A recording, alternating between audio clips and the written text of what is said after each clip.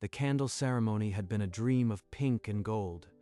Stephanie moved from guest to guest, each flame a calculated display of affection. She reached her grandmother's candle and paused. The whole room watched as she leaned in and sniffed the air. Grandma, you smell old. Maybe go home before the dancing. The ballroom erupted in laughter. Lucas, seated nearby, winced as if he'd been struck. Donna stood, not with anger, but with a grace that silenced the front rows. She had paid for this night, every cent. She placed a kiss on her granddaughter's forehead, gentle as a blessing. Then she turned toward the door. The emerald dress swept across the marble floor. No one called her back. The parking lot was quiet. Only then did Donna allow her composure to crack. You paid for every candle, every rose, every note of music, and this is what you get. She dialed for a car, the phone's light catching the glimmer of unshed tears. From the club doors, a figure burst into the night. Lucas ran toward Donna, his tie askew. Mrs. Hartley. Wait, that was awful. I am so sorry. You don't need to apologize for her, Lucas. No one should be treated that way. It was cruel. He stood with her, a silent guard against the evening chill, as she waited for her ride. The rumble of an engine broke the quiet. A black sedan turned into the lot earlier than expected. That's my dad. He's early. Another witness to my shame. Perfect. The sedan slowed, headlights sweeping over the pair. Inside, the driver's face remained unreadable. The driver's door opened, and a man in a dark suit stepped out, his eyes fixed on the boy beside the elderly woman. Robert approached the pair, his polished shoes silent on the asphalt. Lucas quickly stepped forward. Dad, this is Mrs. Hartley. Something terrible happened inside. Stephanie humiliated her in front of everyone. Said she smelled old and should leave. Hartley, the anonymous donor who saved the legal aid clinic 15 years ago. It's her. She gave $500,000, refused all credit, and this is how her family repays her. A muscle twitched in Robert's jaw. He had spent 15 years wondering how to thank the stranger who made his work possible. Donna's ride appeared at the club's entrance. She touched Lucas's arm gently. Thank you, Lucas. You are a good man. Don't let tonight make you think otherwise. She climbed into the car and was gone. Robert watched the taillights fade before turning to his son. That woman's kindness built my career. Now, I have the power to protect her, and I will. The next morning, Robert sat across from James Hartley in a quiet coffee shop, the scent of roasted beans doing little to soften the tension. James, I asked you here because something happened last night that concerns your mother and your daughter. What are you talking about? Is my mother okay? Robert slid a manila folder across the table. Inside was a legal trust document bearing Donna's signature. Your mother set aside over $400,000 for Stephanie's education. It's held in a foundation trust. She never told me about this. The foundation I chair has full discretion over the distribution. After last night, I am compelled to reconsider. James stared at the foundation's seal, embossed at the bottom of the document. Final as a judgment. You can't just take that away from Stephanie. She's only 16. The decision isn't mine alone, but I have a duty to honor the donor's intent. This trust may not be released. She's a teenager. They do stupid things. You can't ruin her future over one joke. It wasn't a joke, James. 200 people heard it. Your mother felt it. The foundation's purpose is to support deserving recipients who reflect the donor's values. James stared at the trust document, the reality sinking in. $400,000, dissolving before his eyes. What am I supposed to tell my daughter? That her college fund is gone because she mouthed off. Tell her the truth. Actions have consequences, even for 16-year-olds. Robert rose, buttoning his suit jacket. The meeting was over. James stumbled out of the coffee shop, the morning sun doing nothing to warm the cold dread in his chest. Mom, what have you done? And what am I going to do now? He pulled out his phone, hesitating, then scrolled to Stephanie's contact. James drove home in a daze. the trust document burning a hole in his jacket pocket. He found Stephanie lounging in her bedroom, still in her pajamas, scrolling through videos. Stephanie, we need to talk. There is a trust fund your grandmother set up for your college. Oh, that is so sweet of her. But Dad, chill. She would never touch it. She is not the one making the decision. A foundation controls it, and the chairman witnessed last night. That old judge. He is Lucas's dad. He would not dare. Grandma loves me. After what you said, she might not feel so loved. This is serious, Stephanie. $400,000. It was a joke. She walked out just fine. Grandma would never let anyone hurt me. She really does not understand. If that letter comes, her world will collapse. Stephanie pulled her headphones on, ending the conversation as easily as she had dismissed her grandmother. 2 mornings later, an envelope with the foundation's seal arrived. James held it as if it were made of lead. He tore it open in the living room, hands unsteady.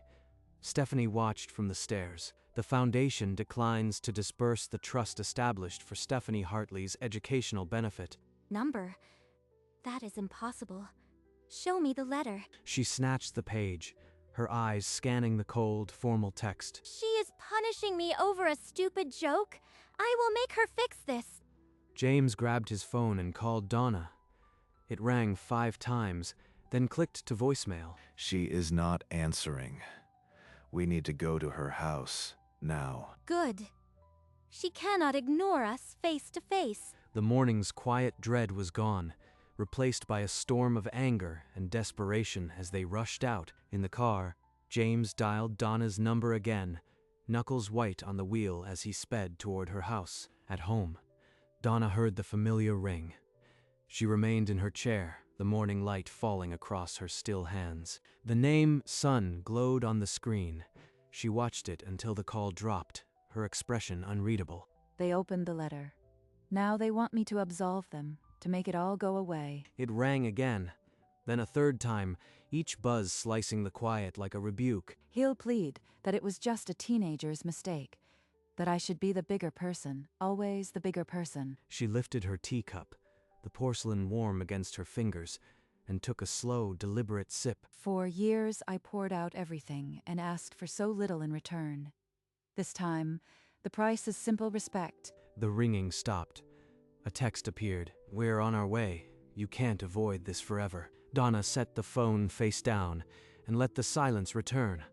She was done being the one who always understood. The car pulled up outside Donna's modest home, its engine cutting in the quiet suburban street. Stephanie was out before the car fully stopped, marching toward the front door with the foundation letter crumpled in her fist. Knock louder, Dad. She has to be home. Calm down. We're not going to get anywhere by screaming at the door. She owes us an explanation. This is my future she's throwing away. James raised his fist and struck the wood. 3 heavy knocks that echoed inside the still house. Mom, we know you are in there. Please open the door. Grandma, you can't just ruin my life and hide in there. They waited, the silence after their knocks feeling heavier than the shouting had. The door remained closed, an inscrutable barrier between them and the woman who held their future. The door opened slowly, and Donna stood framed in the threshold, her expression calm as still water. Come in. You've made enough noise outside. They followed her to the living room, the silence between them heavy with unspoken demands. Grandma, you have to call this judge and fix the trust. He's ruining my life over something trivial. The foundation operates independently, Stephanie. I don't control it. But you can talk to them. You are the donor. They'll listen to you. I've been told the decision was made after careful consideration. I won't ask them to reverse it. So you are just going to let this happen? You'd throw away my future because of a joke? It wasn't a joke to the 200 people who laughed. It wasn't a joke to me. She didn't raise her voice, but the words landed like a verdict. James and Stephanie stared, the air between them now thick with the truth she had spoken. The last of Stephanie's composure fell away. Her voice turned sharp as broken glass. You are just a bitter old woman who can't stand that I have a life. This is pure revenge. Mom, please. She's scared. Can't you help us just this once? I've already told you, James. The decision is out of my hands. I won't interfere. The room went silent. Only Stephanie's ragged breathing filled the space. Fine. Then, I have nothing left to say to you, ever. Stephanie stormed out, the front door slamming behind her. James hesitated, looking back at his mother. Donna remained seated, her expression unreadable. She did not move to stop him. Let them go, for once. Let them feel the weight of their own choices. The house fell silent, but within it, Donna's resolve was absolute. She was done being invisible. Donna picked up the phone, her fingers steady, and dialed a number she had never called before. Donna, I didn't expect a call so soon. Is everything all right? Quite all right, thanks to you. I know you ensured the foundation followed its principles. I only upheld the donor's intent, but what is it you wish to discuss? Pause filled the line before she spoke, each word deliberate. I want the trust transferred to Lucas. For his college. He showed more decency at 16 than my own flesh and blood. That is unexpected, but legally, as chairman, I can facilitate it. However, your family will not understand. They do not have to understand. You have the authority, and I have the will. I will start the paperwork today. Donna hung up, the receiver clicking softly. A new path was forged, and she felt something she had not felt in a long time.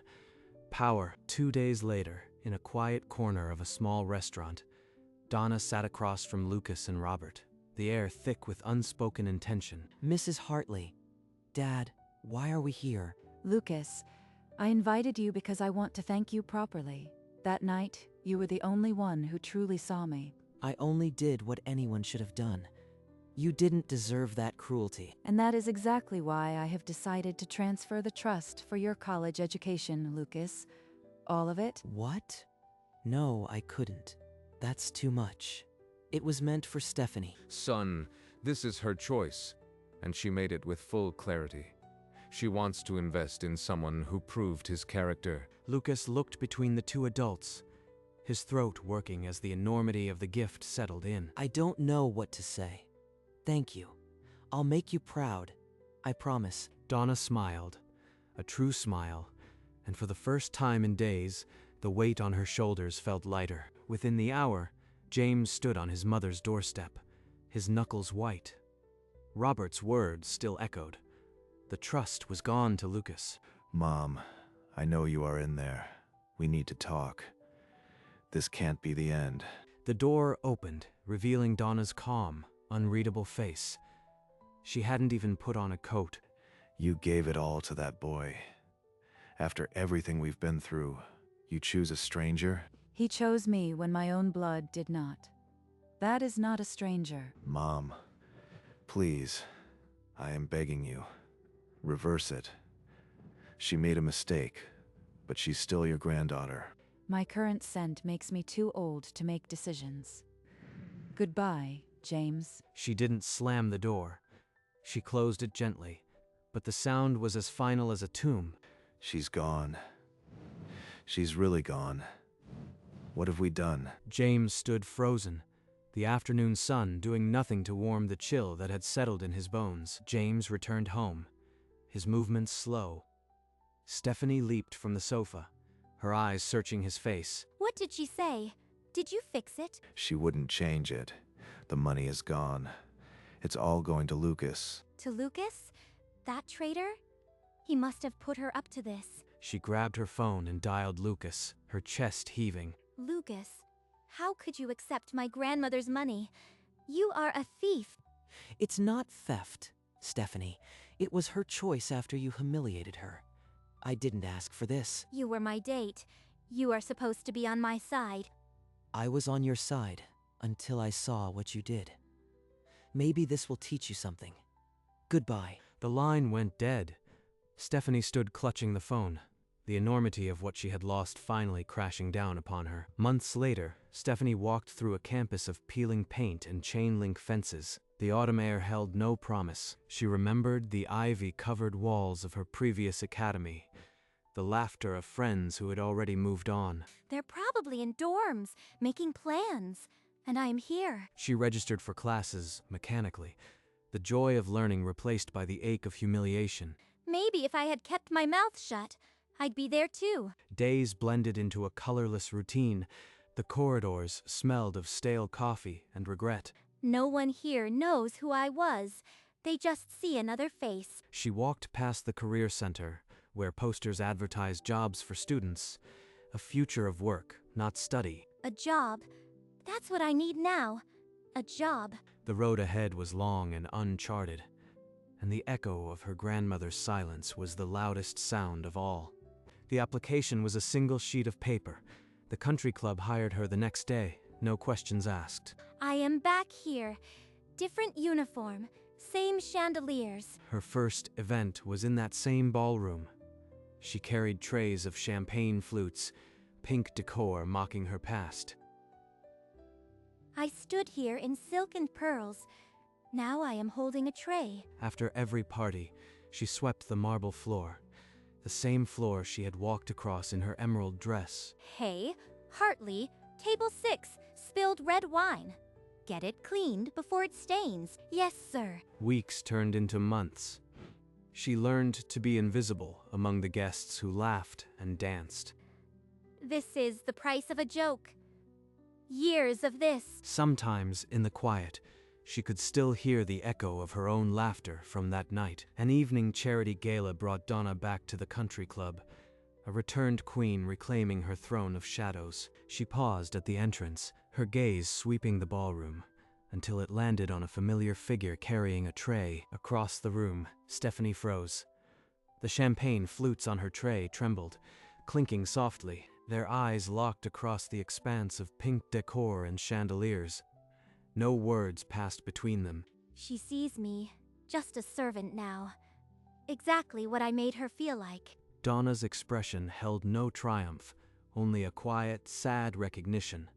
She gave the barest nod. Then she turned, her emerald dress sweeping the marble floor once more, walking past without a backward glance. Stephanie stood rooted, the clinking of glasses around her a distant, mocking music. I wanted to be the queen. Now I am invisible to her. Donna continued into the gala, her dignity intact, leaving behind the girl who had once stolen it. Stephanie fled to the storage room, the tray clattering to the floor behind her. It was my fault. All of it. I humiliated her for a cheap laugh. And now I've lost everything. She dropped onto a crate, sobs racking her body, the sound absorbed by stacks of folded linen. In the ballroom, Donna accepted a compliment from a charity patron, her smile serene as summer light. She moved through the crowd with the poise of a woman who had reclaimed her place, the pearls at her throat catching the chandelier glow. They see the real me now. Not a burden, but a woman of substance. When the gala ended, she walked into the cool night air, back straight, breath steady. I'll carry this shame for the rest of my life, and I deserve every day of it. In the car, Donna gazed at the night sky, a soft peace settling deep within her. The past was finally silent. Weeks later, a video message arrived. Lucas, in a graduation cap and gown, smiled from the screen. Mrs. Hartley, I wanted you to be the first to know. I graduated top of my class. None of this would have been possible without you. You changed my life. Donna pressed the phone to her heart, a single tear tracing the laugh lines around her eyes. This is my answer. Kindness, not cruelty, built this future. She invited him to dinner that same week, the restaurant booth a world away from the ballroom that started it all. What you did for me was more than money. You gave me a future I never dared to imagine. You gave yourself that future, Lucas? I simply saw what was already there. Outside the restaurant, they embraced, a grandmother and the boy who had been a stranger. Donna drove home beneath a canopy of stars, her heart finally as light as the summer air. Donna entered her home. No messages, no pleas, just the familiar smell of lavender and old books. She walked to the mantel and lifted the framed wedding photograph, its silver frame cool against her palm. Oh, Dennis, If only you could see how it all turned out. Her thumb brushed his cheek behind the glass, a ritual she had kept for decades. I think you'd be proud.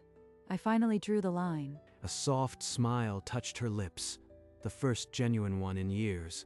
The weight she had carried for so long was finally lifting. The house settled around her, every corner filled with his memory, but no longer heavy. It's quiet now, the kind of quiet we earned. She placed the photo back, her fingers lingering for a moment before pulling away. Then she turned out the light, leaving the room in the gentle blue of evening, at peace. The following evening, Donna walked through her garden.